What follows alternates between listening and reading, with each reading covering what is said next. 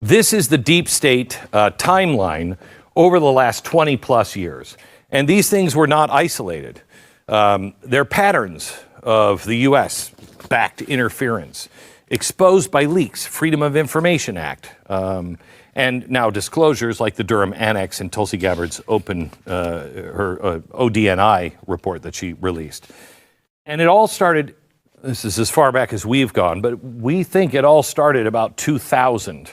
And there was the Serbia bulldozer revolution. I don't really even remember this. But I'm starting with this event because it provides a very successful template for color revolution. And this is the template that is followed over and over and over again. And you will actually see the characteristics of it happening here at home by the time we get there. Now, USAID, they use their insane budget and the tax dollar funneling system through organizations like the National Endowment for Democracy. Why? Well, let's see if this sounds familiar, like a trend that we've seen over the years, both at home and abroad. They train street activists to overthrow the ruling government. How do we know they did this? Well, it's nothing classified. It's not hidden in some vault below the State Department. They bragged about it and used it as a case study on their website. But they didn't do it alone. Remember, the deep state, this machine here, it has multiple parts. We've already identified them. They got help from people like George Soros and his foundation, that network. Color Revolution also enlisted the help of private U.S. companies. WikiLeaks exposed email correspondence between the intelligence firm Stratfor and one of the regime change NGOs on the ground. Now, a few years later, this correspondence continued, this time with another blueprint. They wanted to pull off a similar operation in Venezuela. But the result was a successful ouster of the Serbian government. Now they've done it twice. Now everything, the template's really set. So in 2003, Georgia's Rose Revolution began. The Serbian template was followed almost exactly. The U.S. tax dollars flowed into Serbia. The George Soros Foundation was linked to the main activists on the ground. We were there with the State Department, and the result, success. A pro-Western government was installed. Then you get here. The Orange Revolution, 2004. This is one of the first revolutions with the Ukraine. Millions of tax dollars flowed into the first color revolution in Ukraine. And the usual suspects all involved yet again. And the reporting from that time was very matter-of-fact about what was happening. U.S.-backed color revolutions were popping up now all over. And America was using the Serbian template to upend the world piece by piece. Got it? 2000, 2003, 2004. Now the machine it's learned enough to get a little arrogant and say, I think we can do more.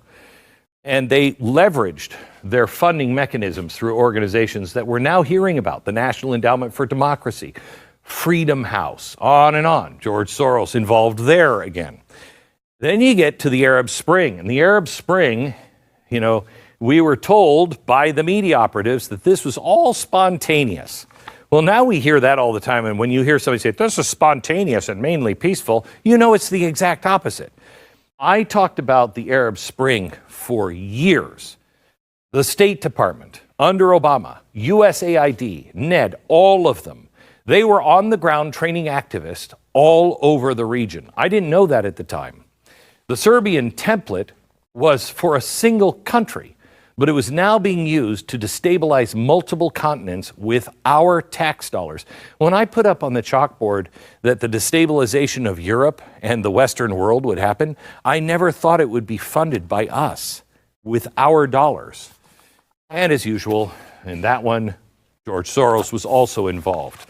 2014, Ukraine, the maiden. Now, this is the big one. Check out my Ukrainian chalkboards to get the full deep dive on the deep state and what it was up to in Ukraine. This one is incredible. This was a U.S.-backed color revolution with exactly the same players, utilizing the same funding, the same money flows, the same organizations. And leaked emails now show George Soros took a particularly personal role in the rebuilding and organization of the cleanup effort that went with the new regime. Then you have Macedonia. Macedonia. This is 2012 to 2016. The State Department and USAID gave $5 million to George Soros and his Open Society Foundation. They gave it in Macedonia for protests against conservatives. A FOIA from Judicial Watch showed how the George Soros group was translating Saul Alinsky's rules for radicals for Macedonian street activists. I could go on and on with this pipeline. There's a pattern over 20 years. It's been the same. The deep state uses the same funding mechanisms, the same NGOs, the same think tanks, and the same outside sources like George Soros. Deep state operations have been and are still funded by our tax dollars through entities like USAID, the State Department, NED. That money is then laundered out to organizations like the Open Society Foundation and to other NGOs on the streets.